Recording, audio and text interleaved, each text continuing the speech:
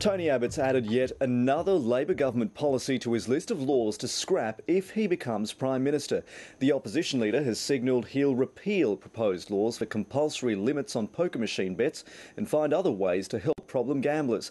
After the carbon and mining taxes, it's the third major Gillard government policy Mr Abbott says he would reverse if he gets the chance.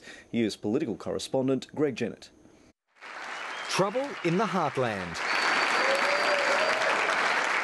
In Labor's safe seat of Werriwa, RSL club members turned on their local member. This is a matter where there are some conflict of opinions over.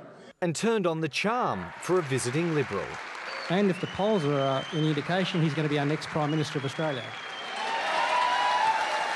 Everyone knew what Tony Abbott thought of government plans for cards that limit poker machine bets.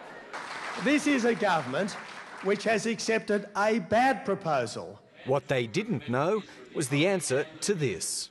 Will you repeal the mandatory pre-commitment legislation? I predict that we will oppose it.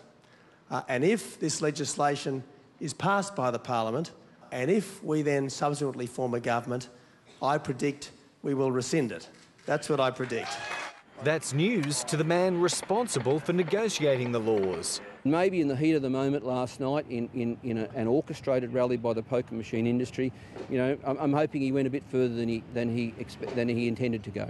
It was no accident. We will resolve to oppose it in opposition and rescind it in government. Heavens above, Tony Abbott saying no to something. Who'd have thought?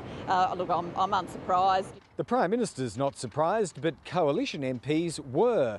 Tony Abbott consulted some senior colleagues, but didn't canvass this widely. Instead, he's assuming he'll be backed because he says he knows the mood of his party room.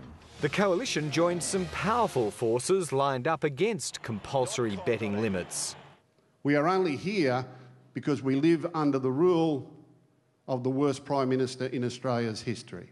It's emerged the Nine Network's managing director had written to the Dragons Rugby League Club 3 months ago, offering to highlight the threat posed by the changes in its NRL coverage.